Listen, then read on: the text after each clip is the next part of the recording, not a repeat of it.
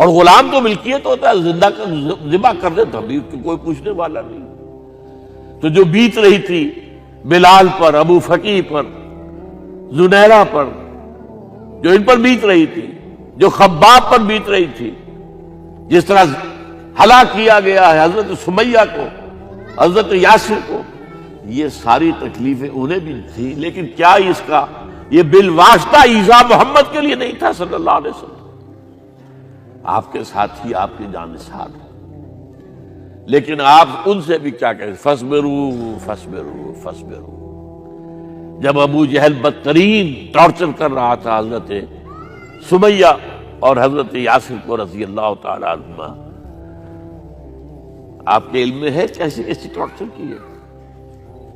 جوان بیٹے کو باندھ دیا ایک ستون کے ساتھ، اس کی نگاہوں کے سامنے برہنہ کیا ہے ماں کو،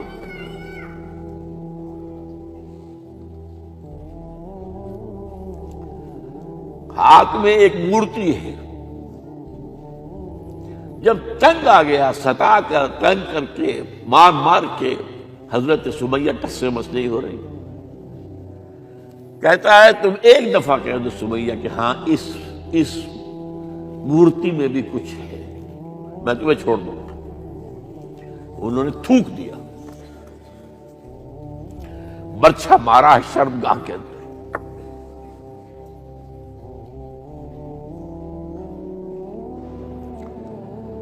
کتنی تکلیف پہنچی ہوگی ان کو، لیکن آپ گزر رہے، اصبروا یا آل یاسر فإن موعدکم الجنہ، اے یاسر کے گھر والوں صبر کرو، تمہارے استقبال کی تیاریاں ہو رہی ہیں جنت۔ یہ سیرت کوئی بناتا سناتا ہے، یہ سیرت یاسر کے ساتھ کیا کیا ہے؟ 4 اونٹ نر سانڈ، اور ان کے ساتھ رسے باندھ کر ایک رسے سے ان کا ایک بازو باندھا، ایک سے دوسرا بازو، ایک سے ایک ٹانگ، دوسرے سے دوسری ٹانگ، انہیں دوڑایا ہے کہ پرکھتے ہو جیسے قسم کے۔ یہ دین ایسے ہی قائم نہیں ہوا، عدل و انصاف کا نظام ٹھنڈے ٹھنڈے قائم نہیں ہوتا، گھر میں آرام سے بیٹھے ہوئے قائم نہیں ہوتا۔ اور سنیے، 3 برس شیب بنی ہاشم کے تو قید ہے، 3 برس، اور یہاں کی قید پر قیاس نہ کریں، یہاں تو جیل میں کھانے کو ملتا ہے، راشن ملتا ہے، جیسا بھی ملتا تو ہے نا، اور لیڈروں کے لیے تو class A class B class ہے، تو ان کا تو لیڈر تو لوگ جب آتے ہیں جیل کاٹ کر معلوم ہوتا ہے کہ شاید کسی صحت افزا مقام سے تشریف لا رہے ہیں۔ وہاں کیا تھا؟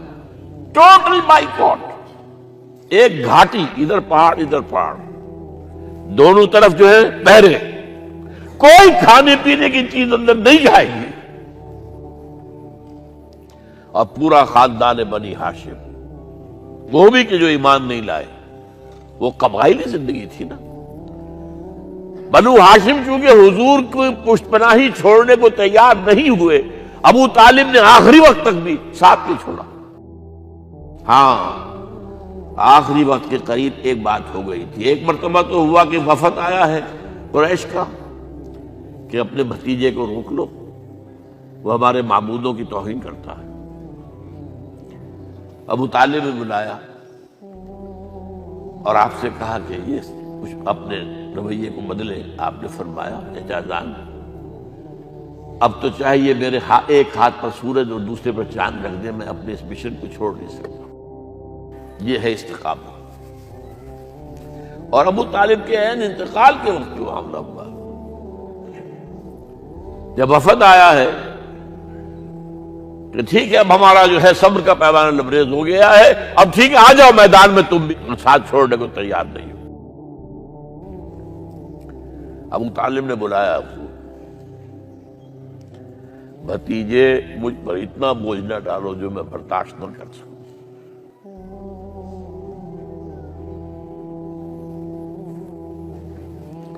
حضور کی آنکھوں میں آنسو آ گئے.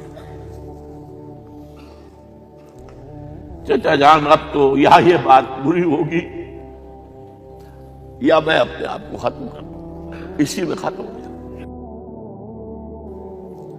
بہرحال شیب بنی ہاشم میں 3 برس اس حال میں گزرے ہیں.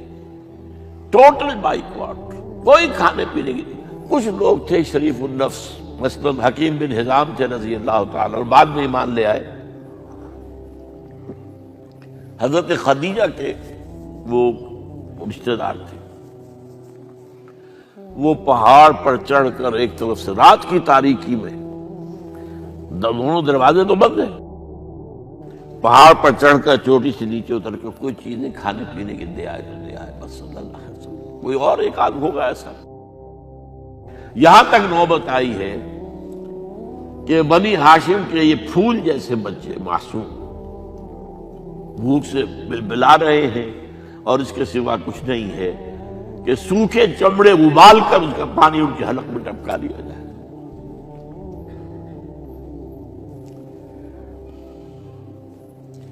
اور جو ہوا وادی طائف میں، جب مکے والوں نے فیصلہ کر لیا کہ آپ قتل کر دو، ابو طالب بھی فوت ہو چکے ہیں، اب کوئی اندیشہ نہیں، کوئی خانہ جنگی شروع نہیں ہوگی،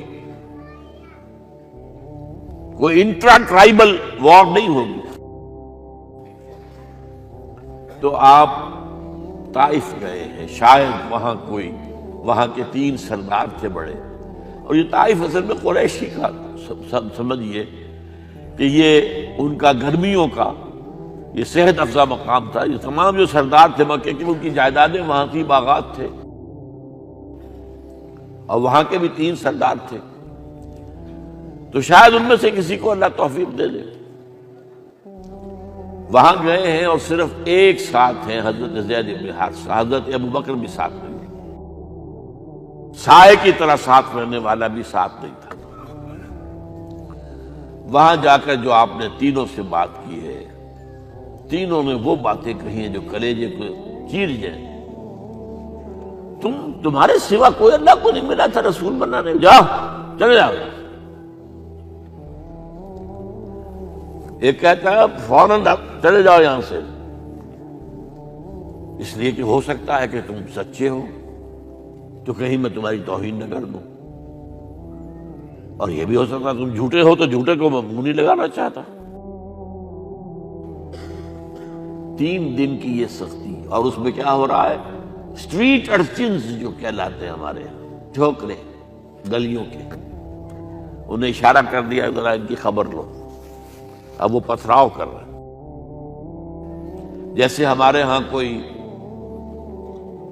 آ جاتا ہے، کوئی نیم پاگل یا کوئی اور کسی طرح کا مست قسم کا آدمی، اور اس کے اوپر چھوکرے چاروں طرف ہوں اور ستا رہے ہوں. یہ نقشہ تھا، اور طائف کی گلیاں تھیں، اور محبوب رب العالمین تھے.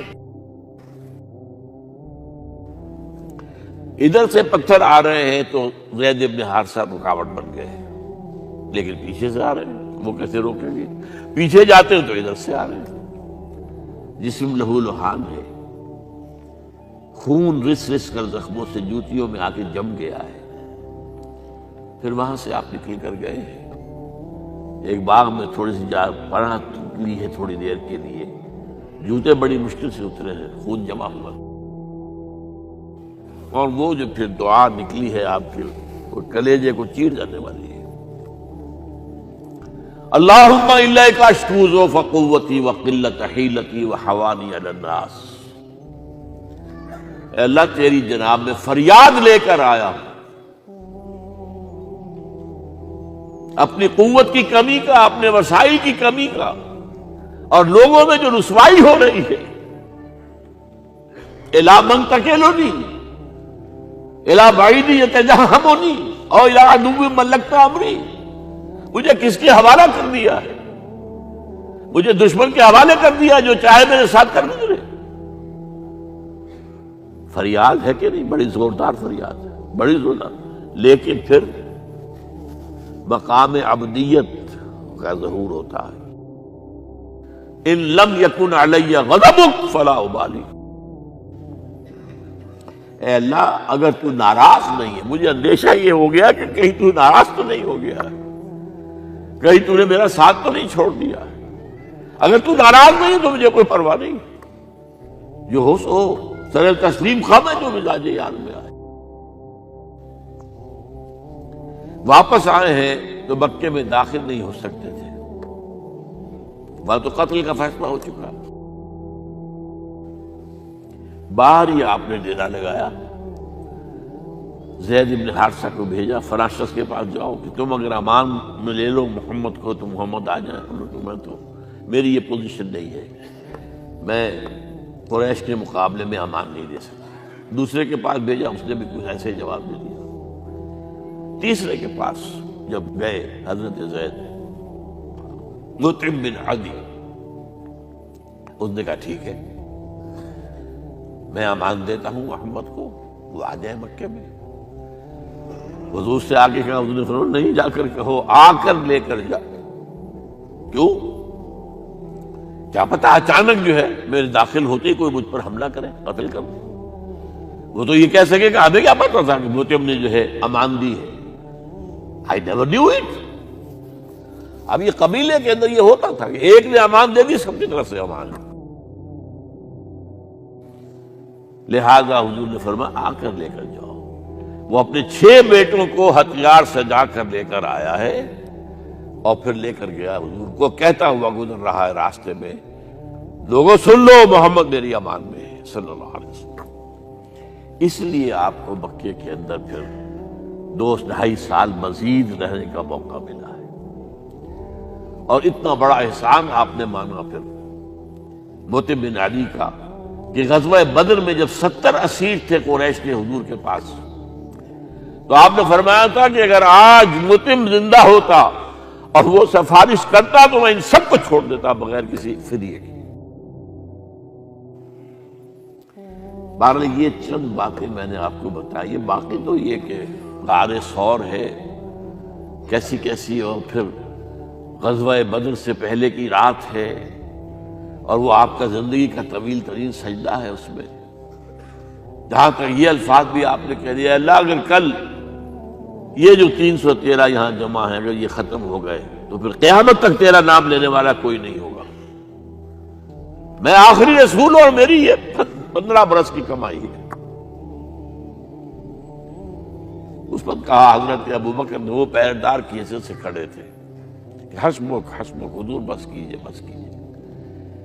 بہرحال بدر ہے، احد ہے، زخمی ہوئے ہیں، دندان مبارک شہید ہوئے ہیں، خون اتنا بہا ہے کہ بے ہوش ہو گئے ہیں، اور خبر اڑ گئی ہے کہ آپ شہید ہو گئے۔ یہ سب کچھ، اور سب سے بڑھ کر حمزہ کی لاش سامنے آئی۔ کیسی لاش؟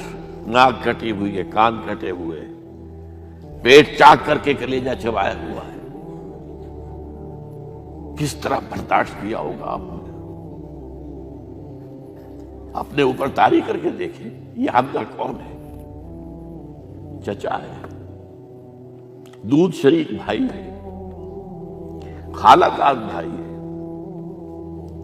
ساتھ کا کھیلا ہوا ہمجولی ہے، اور اس کی لاش ہے۔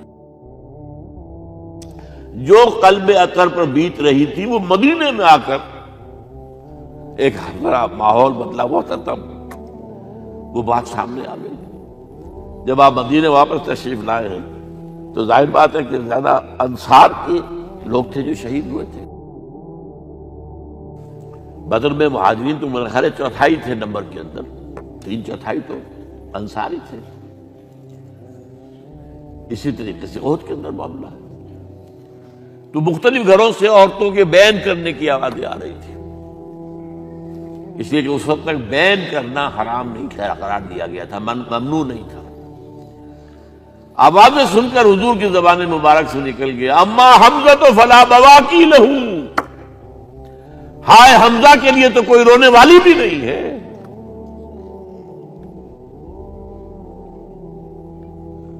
اس پر پھر صحابہ نے، انصار نے اپنے ہاں کی خواتین کو حضرت صفیہ کے ہاں بھیجا، وہ سگی بہن تھی، وہاں انہوں نے جا کے یہ بھی تعزیت کی بین کی۔ غزوہ احزاب کا آپ نے سن ہی لیا، اسوہ رسول پر نہ معلوم کیا کیا باتیں چیز لوگوں میں مشہور ہو گئی ہیں۔ اسوہ کا لفظ آیا کہاں ہے قرآن میں؟ سورہ احزاب میں۔ وہ اسوہ کیا تھا؟ جب خندق کھودنے کا فیصلہ ہوا ہے تو خندق کھد رہی ہے، حضور بھی لگے ہوئے ہیں، بھاری بھاری پتھر اٹھا کر کندھے پر لا کر باہر پھینک رہے ہیں، پتھریلی زمین تھی، ایک پتھر کسی سے ٹوٹا نہیں تھا، تو حضور نے جو ہے 3 دفعہ جو اس کی ضرب لگائی تب ٹوٹا ہے۔ لیکن یہ کہ کئی دن کے فاقے ہو چکے تھے، کھانے کو کچھ نہیں، پورا محاصرہ تھا، 12,000 کا لشکر گھیرے ہوئے، یہاں تک کہ آپ کو معلوم ہے کہ گھروں کے اندر بیت الخلا تو نہیں ہوتے، باہر جاتے تھے قضاء، اس کا کوئی امکان نہیں۔ شدید ترین آزمائش جو ہوئی ہے اس کا نتیجہ ایک طرف یہ نکلا کہ منافقین کا نفاق ان کی زبانوں پر آ گیا۔ قرآن مجید میں ہے یہ انہی آیات میں، ما وعدنا اللہ ورسولہ الا غرورا، ہمیں تو اللہ اور اس کے رسول نے دھوکہ دے کے مروا دیا۔ ہم سے کہا تھا کہ قیصر و کسریٰ کے خزانے تمہارے قدموں میں آئیں گے، اور حال یہ ہے کہ اب رفع حاجت کے لیے باہر نہیں جا سکتے، کھانے کو کچھ نہیں۔ اس وقت کچھ صحابہ آئے ہیں حضور صلی اللہ علیہ وسلم سے، دیکھیے فاقے سے کمر دوہری ہوئی جا رہی ہے، ہم نے اپنے پیٹوں پر پتھر باندھے ہوئے، چادروں کے ساتھ پتھروں کسا ہوا تاکہ کمر سیدھی رہے۔ حضور نے اپنا کرتا مبارک اٹھا کر دکھایا، 2 پتھر میں،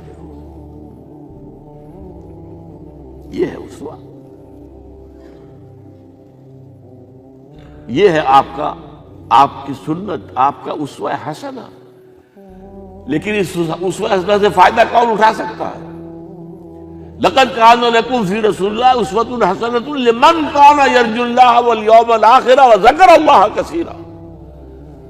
اسوہ تو اپنی جگہ ہے، قرآن میں ہدایت سب کے لیے، ھدی للناس، لیکن فائدہ اٹھائیں گے صرف متقین، ھدی للمتقین، ہے سب کے لیے، اسوہ سب کے لیے ہے، لیکن استفادہ وہی کر سکے گا جو 3 شرطیں پوری کرے، اللہ اور یوم آخر پر ایمان اور اللہ کا ذکر کثرت کے ساتھ۔ بہرحال یہ میں نے آپ کے سامنے اس حوالے سے رکھا ہے، یہ اسوہ جو ہے حضور کا، یہ ہم پر اتمام حجت ہے۔ دیکھیے نوٹ کیجئے، پوری نوع انسانی پر اتمام حجت، اسلام کا نظام عدل اجتماعی جو قائم کر کے دکھا دیا، حجت قائم ہے، اسے انگریزی میں کہتے ہیں اٹس ڈویبل، کیا جا سکتا ہے، یہ کام ہو سکتا ہے، اس لیے کہ زمین پر قدم بقدم چل کر یہ انقلاب آیا، محنت سے آیا، مشقت سے آیا، ایثار سے آیا، قربانیوں سے آیا، تکلیفیں جھیل کر آیا، صبر و مصابرت سے آیا، استقامت و مقاومت سے آیا۔ یہاں پر معجزوں کی کار فرمائی نہ ہونے کے برابر ہے۔ یہاں دھوپ سے بچانے کے لیے کوئی اللہ نے صاحبان نہیں دیا، ظل اللہ علیکم الغمام، اور بھوک سے بچانے کے لیے من و سلوہ نازل نہیں ہوئے۔ غزوہ تبوک میں ایسا بھی ہوا ہے کہ 3 مجاہدین کا 24 گھنٹے کا راشن ایک کھجور، ایک نے منہ میں رکھی، کچھ چوس لی، کچھ گلوکوز چلا گیا اس میں سے، دوسرے کو دے دی، اس نے چوس لی، پھر تیسرے کو دے دی، من و سلوہ نازل نہیں ہوئے۔ محنت، مشقت، ایثار، قربانی، صبر، مصابرت،